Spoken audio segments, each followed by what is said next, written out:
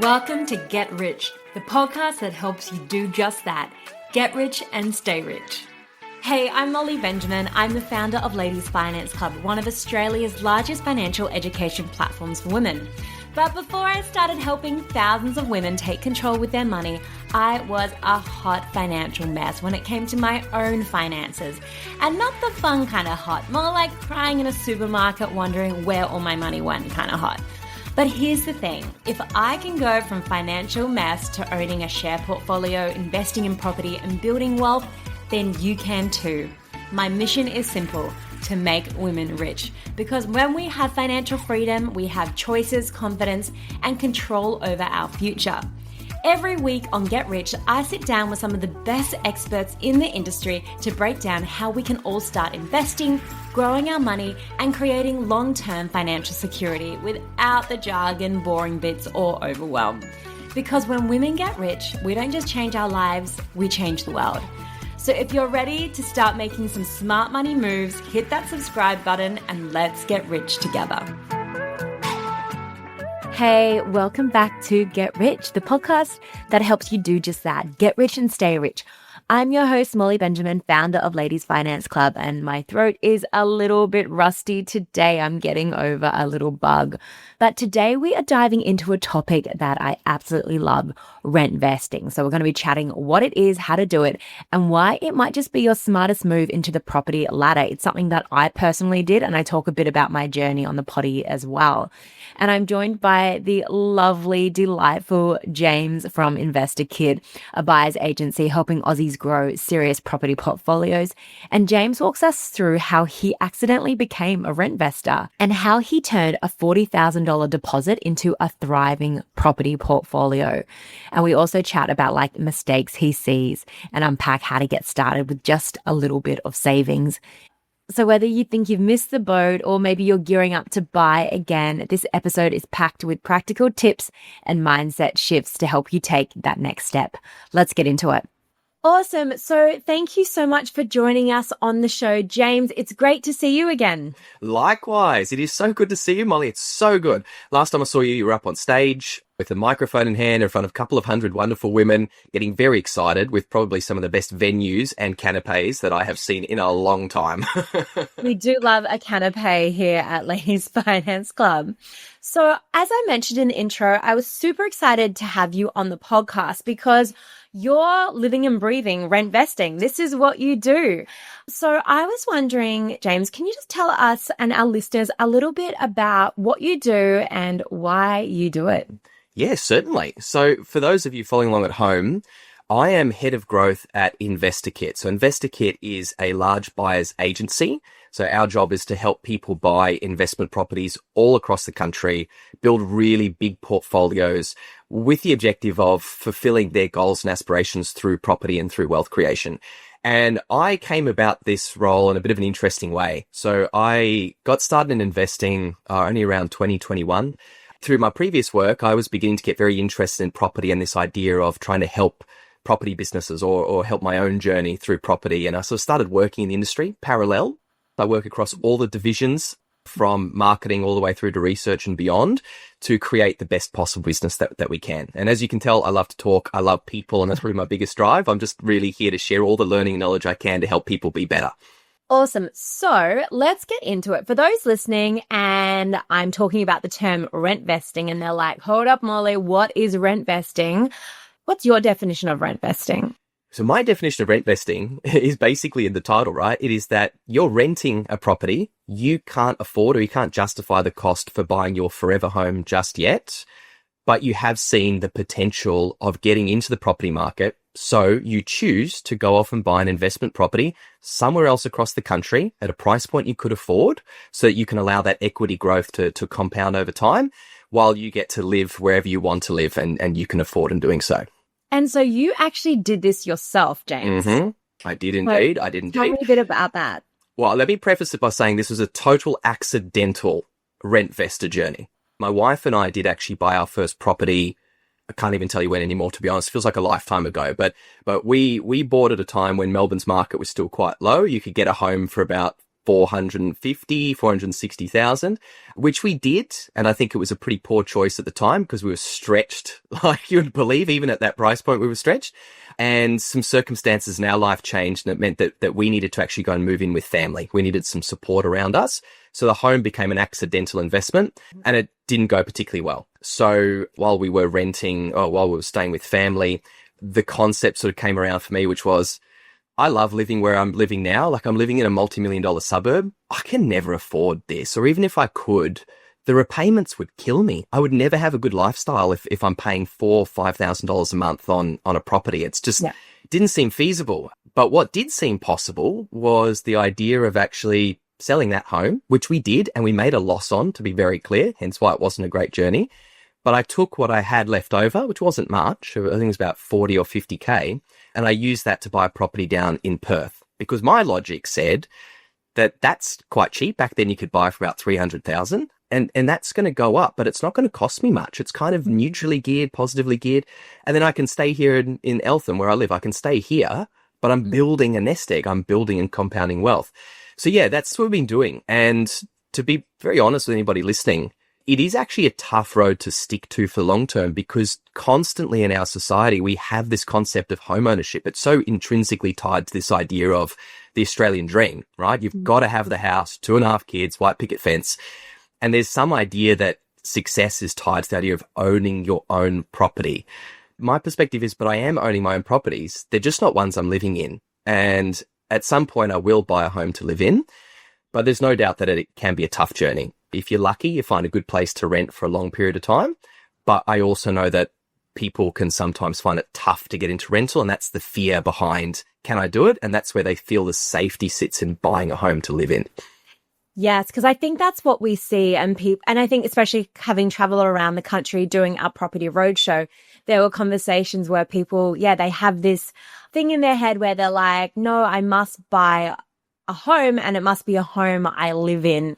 And also very much constrained as well around, and I want it to be like close to where I live now. I want it to maybe be near family, but they might not be areas that are going to see growth. So I know for me personally, I'm a current Rentvestor. I bought in Toowoomba where I could afford, because I live in beautiful Bondi. I'm literally looking out over the beach now. There's no way I could afford this $3 million apartment. But to pay, X amount every week in rent, I totally can. So I'm really glad I'm not paying the mortgage on this.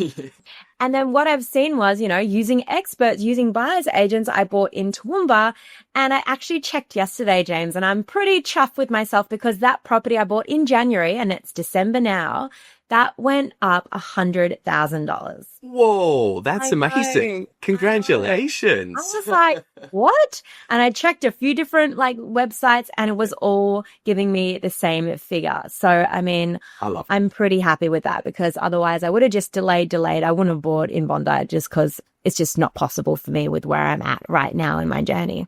No, and I think you raised a pretty good point, which is, I think there's two aspects to this. So first off, if you've bought a home to live in, then that was absolutely the right choice for you to make at that time. And this is where we got to be clear, is that we can get stuck into this space of, did I make a mistake by buying a home to live in? Should I actually be doing rent vesting? And all these things are entirely based off your circumstance and your situation. And I typically get asked questions too, like, what's a mistake you see people making? Or did I make a mistake in doing this? And I go, it's only a mistake if you had a clear goal in mind and then you made a choice that deviated from that goal. So if your goal was to build a multi-million-dollar portfolio and you wanted to buy multiple investment properties, but then the first thing you do is buy your primary place of residence, that could be a mistake because it might stop you from then doing these other things. Yeah. But it's not a mistake if that's what you wanted. And if that's the choice you're after, then lean into it by all means. I think that's really, that's really, really important. But then the other side of it is people, there's that fear, uncertainty and doubt principle, right? So it's sort of a fear of, is this going to work for me? Like, what if I make the mistakes here? And that's the uncertainty is this the right choice? Will it grow? And then there's that whole doubt of, well, can I make the right choice here? How am I empowered to go off and find, a good property? And then when you do, it's like, it's exciting for the first week. Yay, I bought an investment property, but then kind of nothing happens for the next year. You're not seeing the instant growth or return. So it can feel quite challenging. It can still feel like did I get it right? Until you have that moment that you've just had, 12 months later.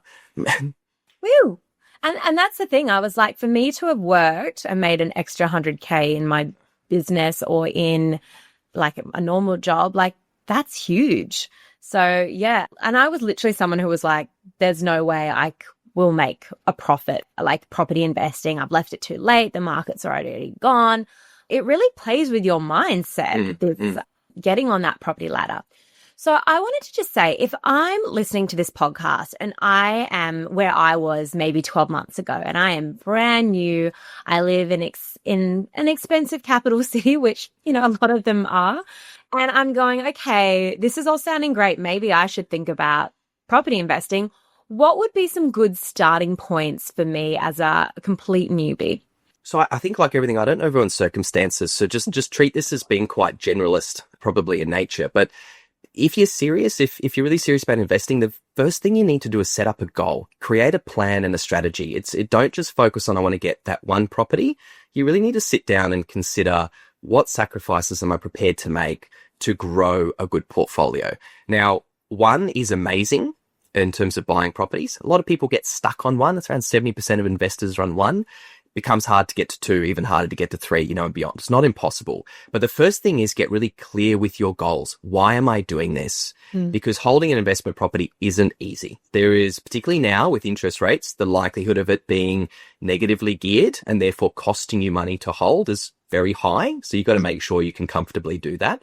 But then also too, you have to hold true to it, because if you want to have great wealth over time, then you might need to buy 3 or 4, in which case you need to have some hard chats with yourself or your partner or whomever you're doing this journey with around, how am I going to increase my income? What am I prepared to do to make that work? What sacrifices can I make to save and maintain my financial buffer and safety net before I get started? So I think that's really crucial. I certainly know that because mine was an accidental journey, I got lucky, right? I got lucky. The first place I bought happened to be a cracker, like you, Molly. I got mine valued the other day and I nearly fell off my seat when I found out how much it had grown. Yeah. But, you have to make sure you got a good plan. All right. That's the first thing. Goal oriented and plan.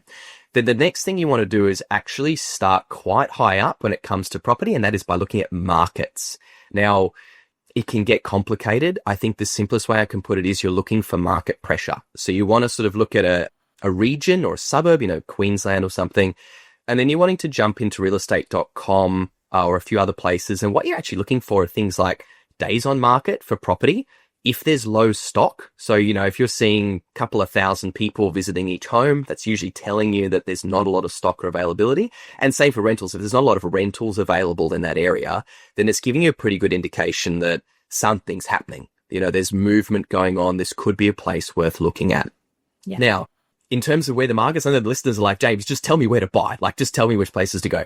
I would say that if you're curious, a really good approach you can take is to follow any number of the top buyers agencies out there, Domain, realestate.com. Nearly all of us will be putting out information quite freely around where current hotspots are. And that's the really big thing, if I may stress this, which is if you're making the sacrifice for home ownership so that you can rent where you want to live and then buy where you can afford, then you want to get ahead quite quickly. You really want to maximize that investment property, don't you? It's got to be a winner. You want to get hot markets. You want to get ones that are going to go up 100,000 a year like you've had, Molly, and then repeat that time and time again. So looking for the markets first is a good one. Following what some of the top players are doing to help point in the right direction, that's where you'd get to. Then below that, that's when you just need to start building up your skill sets around something called comparable markets. So comparable market analysis. So you just want to get good at comparing properties. So you find one, you think it's kind of a good property. It's priced at X. How do I know if that's a fair price? Looking at what's sold recently, finding properties that look similar will just help you give some governance around what's a fair price to pay. So you don't potentially pay too much, too little. Now, I know this is getting complicated, right? But we've done market at that very, very high level. You're looking for those days on market, hotspots, etc. Now you're kind of looking at comparable prices. And then when it comes to picking the asset, best way I can put it is, don't look at the home and go, would I want to live there? Common mistake. Treat it as a business. This is not about what you would deem as being a great home. It's about what that market needs. So typically, freestanding homes are going to be a better asset than many others. 3 bedrooms or more, because that applies to families or couples who need an office to work in. Generally, a garage is favorable, particularly lock up if possible for off street. trying to get a home that's not on a big busy road, sort of suburban back streets is a winner. Yeah. Avoid things by roundabouts, avoid being near graveyards, make sure there's definitely not a floodplain. Like there's a whole lot of due diligence you can put in there. Yeah. But that's a way to get started. Then hopefully you're in a winner. Great. Yeah, absolutely. And I think as well, this is where I'm a big advocate for buyer's agents, because there's no way I would have found the property I found without a buyer's agent. And I know this is something you guys say, and I say it as well. Like, this is a big purchase. Like, if you buy property, you might be spending anywhere from like 400,000 to like $1 million on a property. Like, if you're going to spend this much, it's worth just paying that little bit extra to get an expert to kind of go, yay, nay, this is what we think. This is what the area is we see. Yeah, so that's why I think the money is so worth it. Another question I have on that is, okay, so that's kind of like for that first time person on their journey, the Jane. What about Ali, who already has her first property? Tell us a little bit about using equity to then buy that next property and that being a strategy. Yeah, absolutely. Look, maybe let me recount it to my journey, right? Because just touch on that buyer's agent thing first. So I didn't know what buyer's agents were back in, I think, 2019 or 2020 when I was getting started. I happen to have a very, very good friend of mine who had just gone through a school to learn how to become one. I was like, oh, this is kind of interesting. So you buy property for people? Right. But when I was looking at investing, I went through all that stuff I just mentioned before in terms of trying to find markets and so on. I spent maybe 6 months trying to do it myself. And when it came down to it, I could never trust myself to make a good call. So when I went to buy, that was exactly right. I used a buyer's agent so that they could locate the property and do all of the negotiation, manage all the paperwork. I outsourced the entirety of that decision making to somebody who does this every single day. Yeah. And the agent in particular that represented me had bought, not only did he have over 15 properties himself or something, but he had bought over 200 in that year alone. Wow. So all those little lessons you can learn. Now, just highlight from that bit and going on. So when I got my first property, I put in about, at the time, 50,000 of my own money. Over the next year, it grew by around 110,000, 120,000 as well. Now, I was able to use that equity, and equity is just the growth that your property has had over the year against the loan that you originally took out. And this is why often when you're talking to banks, they refer to something called LVR, loan to value ratio. Mm-hmm. Most banks will lend you up to 90%. So simple terms is a case of if your property has grown by 100,000 and it's now worth 500,000 as an example, and you've taken out a loan for 400,000, you can now top up. You can go back to the bank, get it valued, and then they'll say, hey, you've got this amount of cash available in the property. We're happy to let you take that because we'll hedge it against the property. So you essentially pull that cash out, sits in your bank account just like any normal bit of cash. You can then use that for a deposit on the next property. Wow. And the bank's obviously then got collateral. They know you've already got an investment. Yep. They're more favorable to borrow. And you can use this strategy to repeat. So theoretically, you've only put in your own cash once at the beginning. And from there on in, it's just the growth you keep pulling out to get there. And I guess that's only if you make that right decision around the right property and then that is going up and not going down. I mean, do properties go down?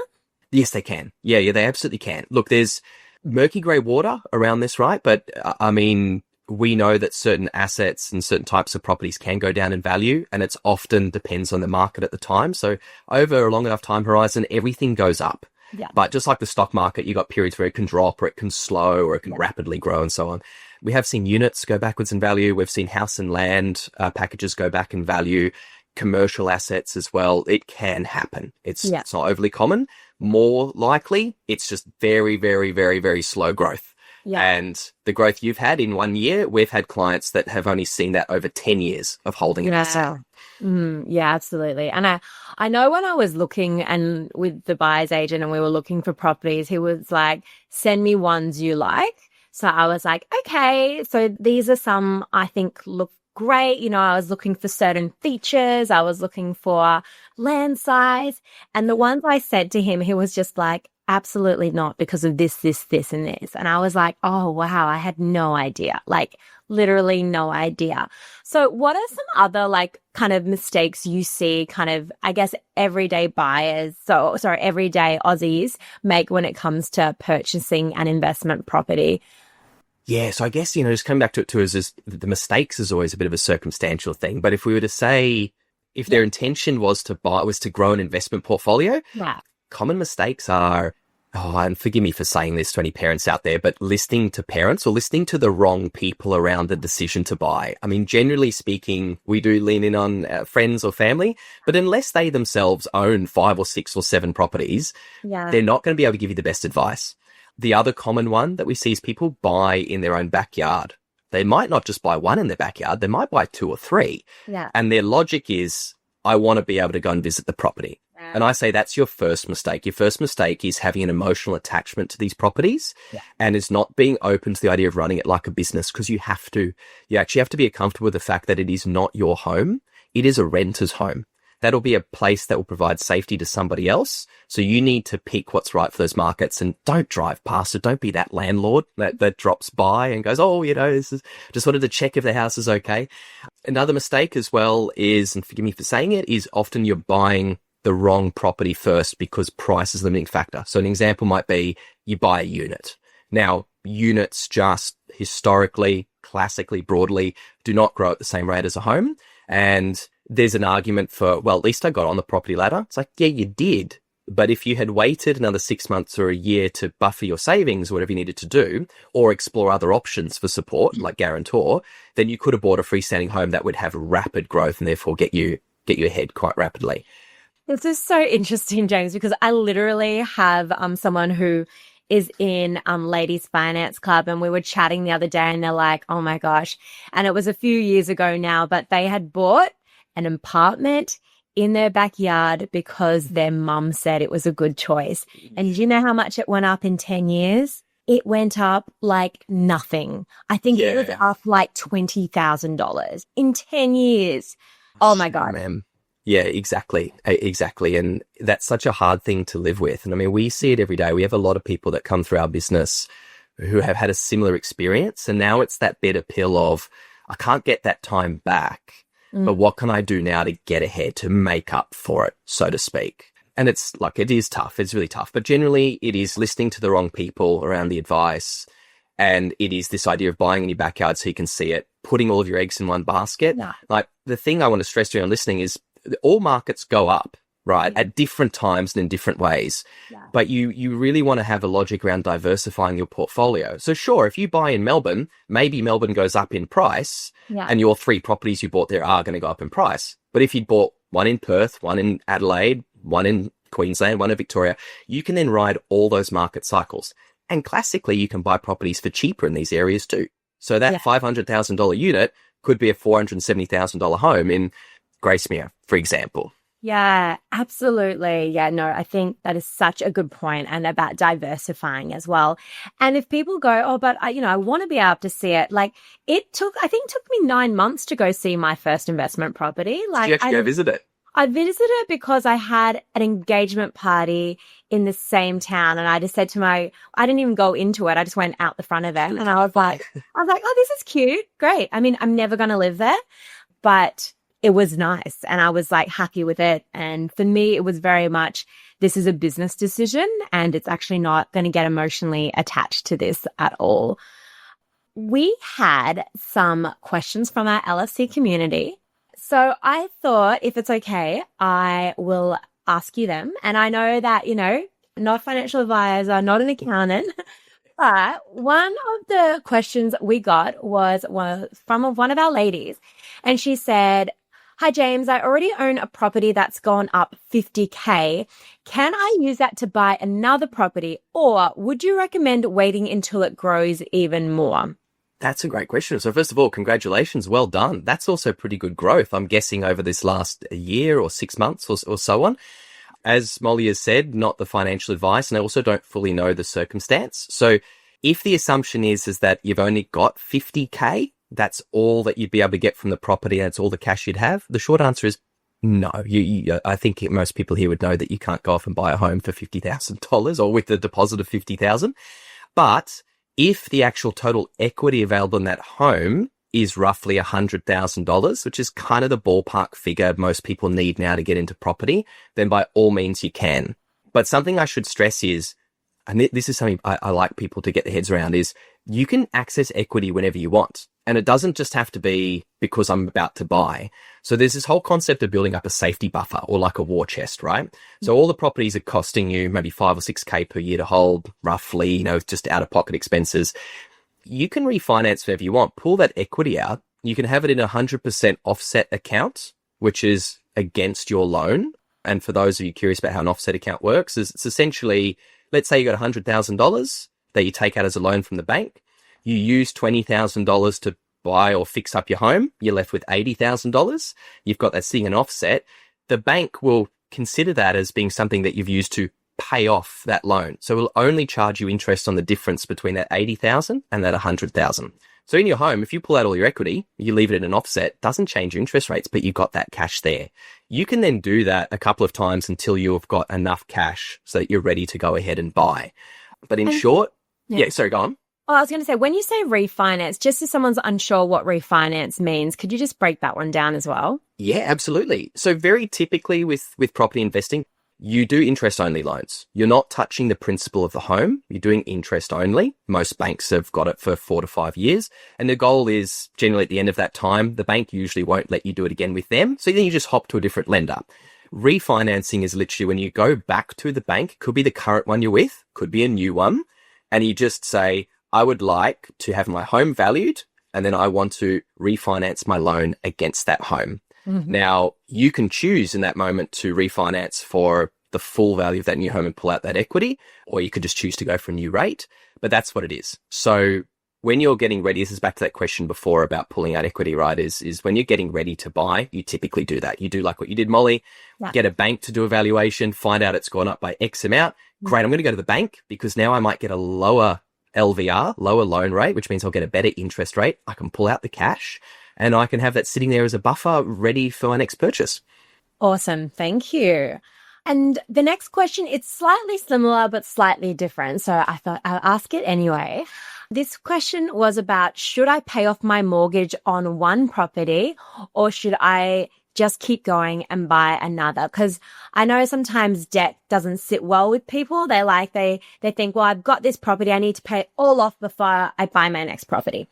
Yeah. And I'm assuming we're talking about an investment property.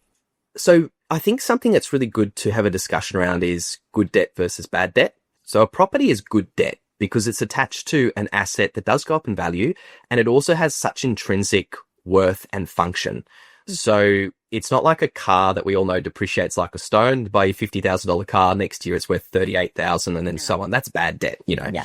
But a home is good debt. So I think first of all, being comfortable with it's important because that's what's going to allow you to grow a big portfolio. You need to be comfortable at some point in the future to go, man, I've got $1 million worth of debt, but I've got a $3 million portfolio. Because all that you do at a point like that is you consolidate, which I'll touch on shortly. So when it comes to paying down, one of the biggest things that was a very sobering moment for me when we bought our first place was I was doing principal and interest repayments. This is our home we're living in. And I was paying it down, over the year, sort of $50,000 or something odd in repayments.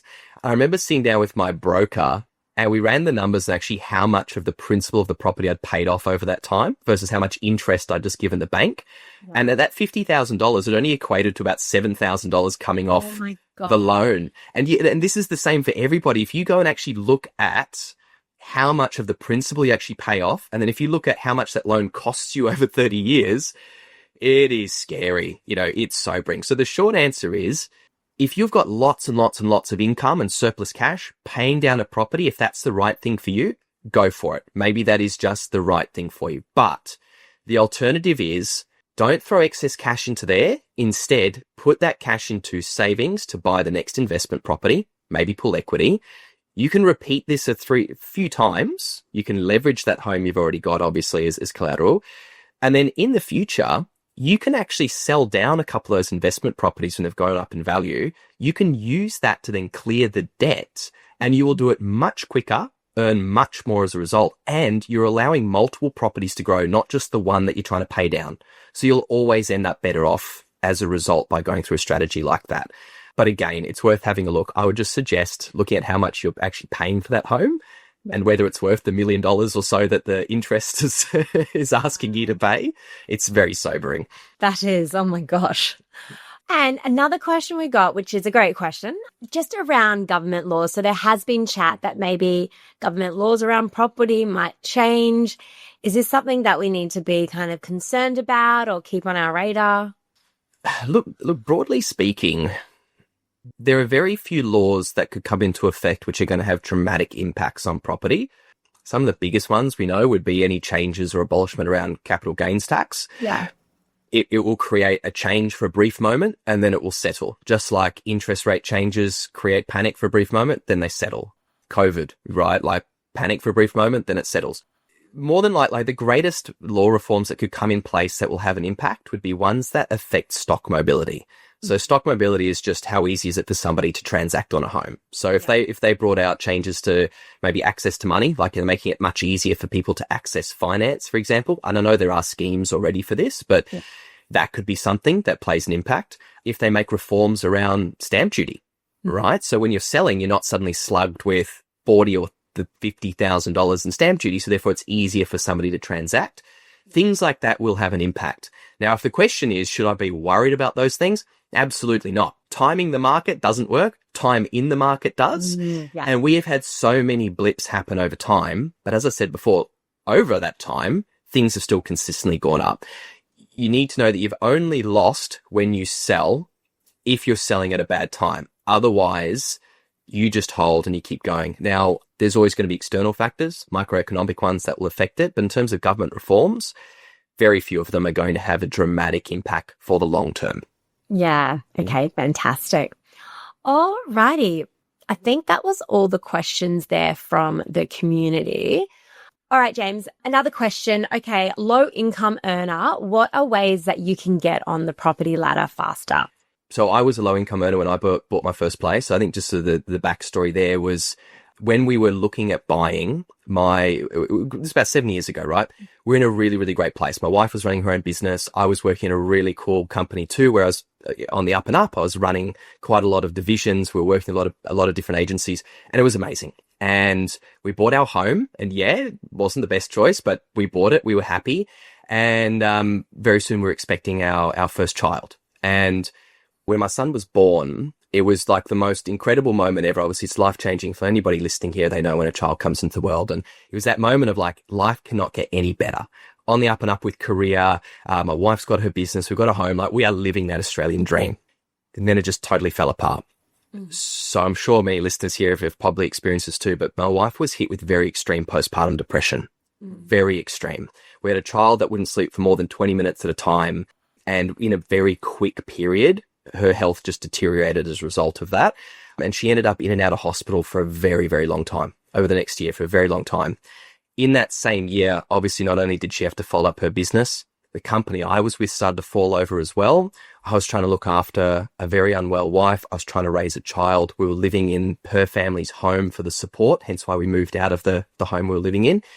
And everything just fell apart. And I went, this is so scary how quickly life can change. My earnings have dropped drastically. There were periods where I wasn't getting any money for 6 or 8 weeks at a time. And I went, I don't have a safety net. I wasn't prepared for this. I cannot allow this to continue.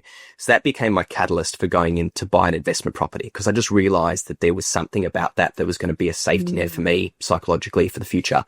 But I didn't have much money.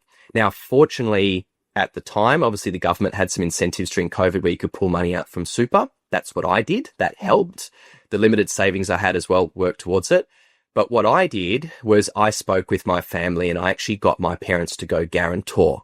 So guarantor was a tool that I used to get in with very low income. I was making about 60 to 80K at the time.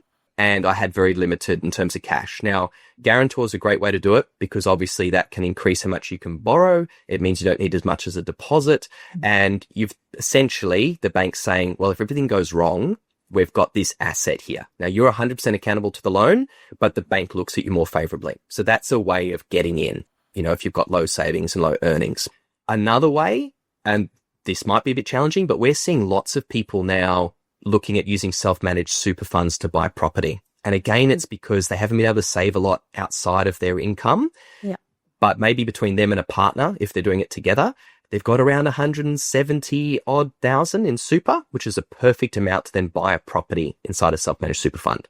Could be something worth looking at. Other options, which we're also starting to see as a bit of a trend, is people actually doing joint ventures, like teaming up with a couple of friends to buy an investment property. Now, that's quite new. I think there's a lot of, you got to really want to make sure that's the right group of people you're doing it with. Have the legals done. Yeah. Yeah, have all the legals done. Please have the legals done for everything, like for absolutely everything.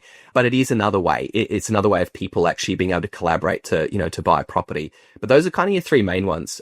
I would always preface this by being, don't rush to get into property. Make sure you've got the safety net in place, because once you buy the property, as I'm sure you experienced, Molly, and I certainly did, first year was just filled with maintenance. There were all the little things that come up from having a tenant in there. Pipes have got to be fixed here. Cleaning's got to be done. Those out of pockets can get at you. So even if you're trying to do this option with low savings, also make sure that you're thinking about that cost of holding for the first year. So ensure you've got a bit of a buffer. Yeah, absolutely. And I love what you say about that as well, because once I got my pre-approval and I was searching, I felt almost like this panic that, oh, well, that's a great house. Well, what if it goes? What if someone else buys that house?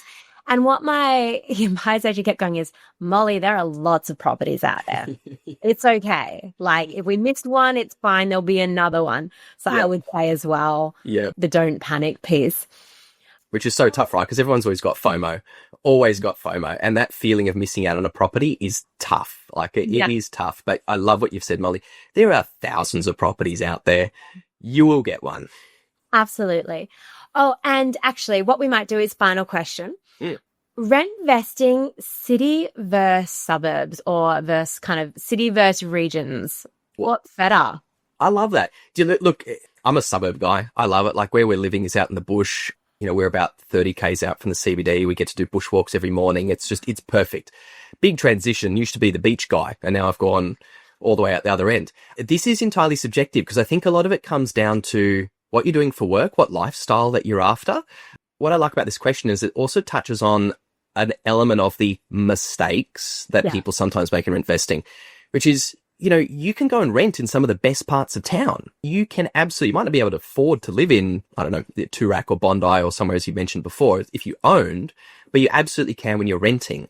So I think part of it is, what lifestyle am I after? And then go and chase that. And the beauty of the rentvesting component is you're not tied to that location forever. So my journey with rentvesting was, we started in the city. We did all the popular little places, tiny units in Collingwood, semi-house in Richmond, so we could live that city life when we were younger. And then we've just progressively, we've moved out to the suburbs as we've gotten older and we've had kids. But I love that in January, when our lease is up, I have the freedom to say, you know what? Time to go back to the beach. Let's go and rent down in the Hamptons or something like that. So it's really up to you. And it's just, what lifestyle do I want, and go from there. Yeah. I love that lifestyle piece as well, because I know for me as well, like, I don't want to not live in Bondi right now in my life. I don't want to live in the middle of the suburbs. Like, I'm in my mid-30s. I still love going out. I still love meeting friends, and all my community is around me. So yeah, for me, that's something that's really important. I remember speaking to, like, I think it was a life coach or something, like a couple of years ago, and they're like, what's your dream morning? And I was like, it's walking the beach, it's doing some journaling, it's getting a coffee. And she's like, what's stopping you doing that? And I'm like, actually nothing. So that's when I moved to the beach, and I could have that dream morning every morning. And then what I love about rentvesting is then I still have a property, and it's still making me money, and I'm still on the property ladder. And I still get so proud when I can say to people, as a single female business owner, I got on the property ladder all by myself. Yeah. It's so amazing. And if I may, as the final point, is that just an observation I've had, and certainly from my friends over the last decade, when that pull to buy the home had become so strong, and they were committed to that, and the idea of anything else, the idea of renting or investing, is just not what they're after. Yeah. The biggest thing I noticed was displacement, is their friends and their lifestyle was usually like what you're doing, Molly, was in these inner suburbs of Sydney, usually because our parents could afford to buy there when they were younger, so we've grown up there. And then the displacement comes because we can't afford to buy.